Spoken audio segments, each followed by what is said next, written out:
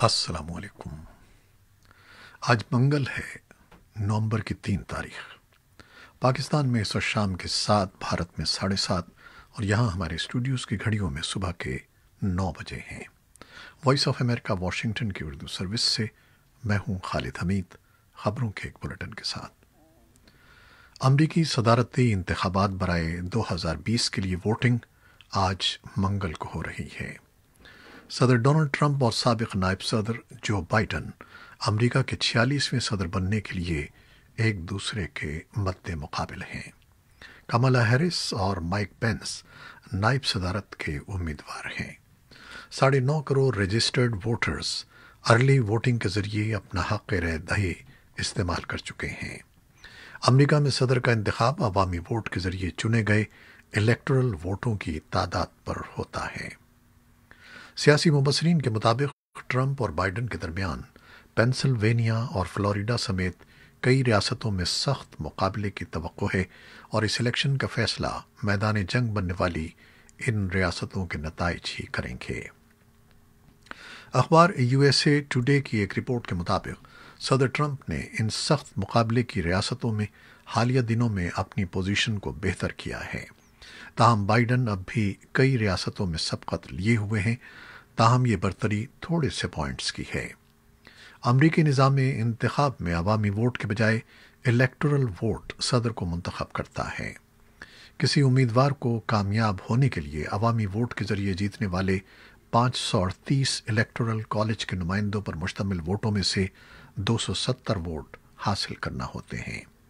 Florida کے 29 electoral vote ہیں اور اس لیے اسے سب سے بڑی سوئنگ اسٹیٹ بھی کہا جاتا ہے۔ سوئنگ اسٹیٹ سے مراد ایسی ریاست ہے جس کا ووٹ کسی بھی امیدوار کے حق میں جا سکتا ہے اور یوں الیکشن کے نتائج پر فیصلہ کن انداز میں اثر انداز ہو سکتا ہے۔ ریاست پینسلوینیا کے 20 الیکٹورل ووٹ ہیں۔ سن 2016 کے صدارتی انتخاب میں صدر ٹرمپ نے اس ریاست میں ڈیموکریٹ پارٹی کی امیدوار ہلری کلنٹن کو شکست دی تھی۔ دنیا بھر کی نظریں امریکہ کے صدارتی انتخاب کی جانب مبذول ہیں اور لوگ یہ جاننے کے لیے بیتاب ہیں کہ کیا اس انتخاب کے نتیجے میں موجودہ صدر ڈونلڈ ٹرمپ دوسری مرتبہ 4 برس کے لیے صدر منتخب ہو جاتے ہیں یا پھر ڈیموکریٹک پارٹی سے تعلق رکھنے والے ان کے مد مقابل سابق نائب صدر جو بائیڈن کامیابی حاصل کر پاتے ہیں۔ برطانیہ کے خارجہ پالیسی سے متعلق ریسرچ گروپ چیتھم ہاؤس کے ایک مضمون میں کہا گیا ہے کہ گزشتہ 4 برس کی صورتحال کو دیکھتے ہوئے اس بات کی تصدیق ہوتی ہے کہ امریکہ میں جو پالیسیاں اپنائی جاتی ہیں ان کے اثرات دنیا بھر میں رونما ہوتے ہیں۔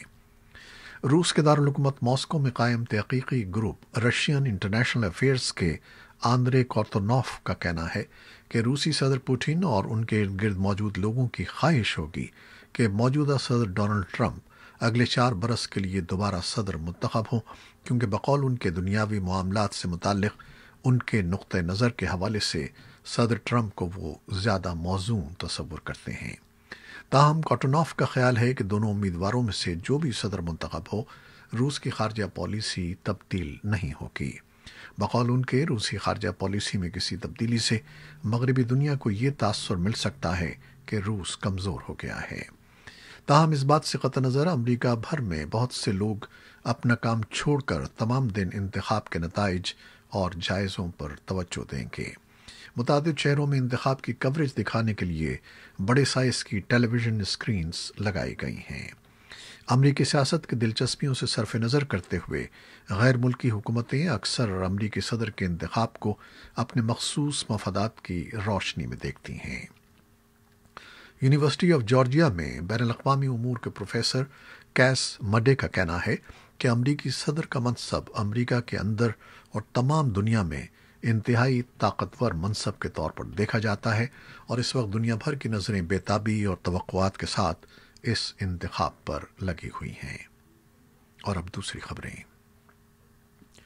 داعش نے کابل یونیورسٹی میں حملے کی ذمہ داری قبول کی ہے، تاہم افغانستان کے اول نائب صدر امر اللہ صالح کا کہنا ہے کہ گزشتہ روز ہونے والے دہشت گرد حملے میں جو حکمت عملی اختیار کی گئی وہ حقانی نیٹ ورک کے طریقہ کار سے مماثلت رکھتی ہے۔ فیس بک پر اپنی ایک پوسٹ میں امر اللہ صالح کا کہنا تھا کہ اس دہشت گرد حملے کے جو شواہد اکٹھے کیے گئے ہیں ان میں دہشت گردوں کے سامان سے برآمد ہونے والا طالبان کا جھنڈا بھی ہے۔ اس کے علاوہ دہشت گردوں نے یونیورسٹی کی دیواروں پر طالبان زندہ باد کے روایتی جملے بھی تحریر کیے ہیں۔ یوں ان کے خیال میں دہشت گردوں کی طرف سے اختیار کیے جانے والا طریقہ کار حقانی نیٹ ورک سے ملتا جلتا ہے۔ افغان وزارت دفاع کے مطابق داعش کے اس حملے میں 22 افراد ہلاک اور 27 زخمی ہوئے ہیں۔ افغانستان کے لیے امریکہ کے اعلیٰ ترین مصالحت کار زلمے خلیل زاد کا کہنا ہے کہ ان کے خیال میں یہ حملہ داعش کے خراسان گروپ نے کیا ہے۔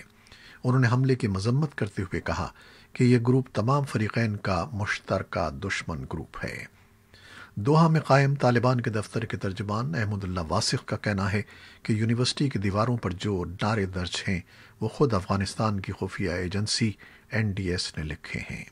انہوں نے اس حملے کی مذمت کی ہے، لیکن افغانستان کے صدارتی ترجمان صدیق صدیقی کا کہنا ہے کہ اگر طالبان اس حملے کی مذمت کرتے ہیں تو انہیں اس بات کے عزم کا بھی اظہار کرنا چاہیے کہ وہ لوگوں کے قتل عام سے اجتناب کرتے ہوئے فوری طور پر جنگ بندی کے لیے رضامند ہیں۔ اقوام متحدہ کے سیکرٹری جنرل جنوبی اور وسطی ایشیا کے امور کے امریکی دفتر خارجہ کے بیورو OIC، یورپی یونین اور کابل میں موجود سفارت خانوں نے کابل یونیورسٹی پر حملے کی مذمت کی ہے۔ افغانستان بھر میں منگل کے روز یونیورسٹی میں ہلاک ہونے والوں کے احترام میں قومی سوگ منایا جا رہا ہے اور قومی پرچم سرنگوں ہے۔ کابل میں امریکی سفارت خانے نے ایک ٹویٹ میں کہا ہے کہ امریکہ افغانستان میں شہریوں کی ہلاکتوں پر ان کے یوم سوگ میں شریک ہے۔ کابل سے ملنے والی اطلاعات کے مطابق قندوز صوبے میں منگل کے صبح طالبان کے کار بم حملے میں امام صاحب ضلع میں افغان سیکیورٹی کے 2 اہلکار ہلاک اور 8 دیگر زخمی ہو گئے ہیں۔ صوبائی گورنر کے ترجمان عصمت اللہ مرادی نے وائس آف امریکہ کو بتایا کہ طالبان امام صاحب کے افغان سرحدی پولیس کے اڈے پر قبضہ کرنا چاہتے تھے، لیکن کار بم حملے کے بعد انہیں شکست ہو گئی اور 6 طالبان جنگجو ہلاک ہو گئے۔ وزارت دفاع نے بھی ایک بیان میں کہا ہے کہ ایک خودکش حملہ آور جو امام صاحب ضلع کی ABF چوکی پر حملہ کرنا چاہتا تھا اس کی شناخت ہو گئی اور اسے اپنے ہدف پر پہنچنے سے پہلے ہی مار دیا گیا۔ یورپی ملک آسٹریا کے دارالحکومت ویانا میں پیر کی شب 6 مختلف مقامات پر فائرنگ کے واقعات میں 4 افراد ہلاک اور کم از کم 15 زخمی ہو گئے ہیں۔ ویانا پولیس چیف نے منگل کو نیوز بریفنگ کے دوران بتایا کہ دہشت گردوں کے حملے میں ایک خاتون اور 2 مرد ہلاک ہوئے ہیں، جبکہ بعد ازاں سرکاری ٹی وی پر ایک اور خاتون کی ہلاکت کی بھی تصدیق ہوئی ہے۔ پولیس چیف کے بقول پولیس نے جس حملہ آور کو نشانہ بنایا ہے وہ وزیر داخلہ کے مطابق شدت پسند تنظیم داعش کا حامی تھا، تاہم پولیس چیف نے ہلاک شخص کی شناخت ظاہر نہیں کی۔ آسٹریا کی سرکاری خبر رساں ایجنسی APA کے مطابق زخمیوں میں سے 7 کی حالت تشویشناک ہے۔ وزارت داخلہ کے مطابق حملے کے بعد سرحدوں پر تلاشی سخت کر دی گئی ہے اور منگل کو اسکول بند رہیں گے۔ امریکہ کے صدر ڈونلڈ ٹرمپ نے اپنے ایک ٹویٹ میں کہا ہے کہ ان کی دعائیں ویانا کے لوگوں کے ساتھ ہیں۔ معصوم لوگوں کے خلاف یہ حملے ہر صورت رکنے چاہیے۔ انہوں نے کہا کہ امریکہ دہشت گردوں کے خلاف جنگ میں آسٹریا، فرانس اور پورے یورپ کے ساتھ کھڑا ہے۔ اقوام متحدہ کے سیکرٹری جنرل اینٹونیو گوتریس نے بھی واقعے کی شدید مذمت کرتے ہوئے آسٹریا کی حکومت اور عوام کے ساتھ یکجہتی کا اظہار کیا ہے۔ آسٹریا کے وزیر داخلہ کارل نیمر نے ویانا میں فائرنگ کے واقعے کو دہشت گردی قرار دیتے ہوئے کہا ہے کہ یہ آسٹریا کے لیے ایک برا دن ہے۔ آسٹریا یورپ کے کئی ممالک میں حالیہ برسوں میں ہونے والے دہشت گرد حملوں سے اب تک محفوظ تھا۔ ویانا کے میئر مائیکل لوڈوک کا کہنا ہے کہ منگل سے معمولات زندگی معمول پر آ جائیں گے، جبکہ شہر میں پولیس کی بھاری نفری موجود رہے گی۔ فرانس کے صدر ایمانوئل میکرون نے جاری کردہ بیان میں ویانا میں ہونے والے واقعے پر صدمے اور دکھ کا اظہار کیا ہے۔ برطانوی وزیر اعظم بورس جانسن نے بھی اپنے ایک ٹویٹ میں ویانا میں ہونے والے واقعے پر دکھ کا اظہار کرتے ہوئے کہا ہے کہ وہ دہشت گردی کے خلاف متحد ہیں۔ یورپین کونسل کے صدر چارلز مائیکل کا بھی ایک ٹویٹ میں کہنا تھا کہ یورپ اس بزدلانہ حملے کی شدید مذمت کرتا ہے۔ پاکستان کے وزیراعظم عمران خان نے اتوار کے دن گلگت بلتستان کو پاکستان کا 5واں عبوری صوبہ بنانے کا اعلان کیا تھا۔ وزیراعظم کے اعلان کے بعد گلگت بلتستان سے تعلق رکھنے والے تمام مکاتب فکر نے ان کے اس اقدام کو سراہا ہے۔ علاقے کے معززین کا کہنا ہے کہ یہ اقدام بہت پہلے عمل میں لانا چاہیے تھا، تاہم دیر آید درست آید۔ ان کا کہنا تھا کہ وزیراعظم نے گلگت کے لوگوں کے دل جیت لیے ہیں۔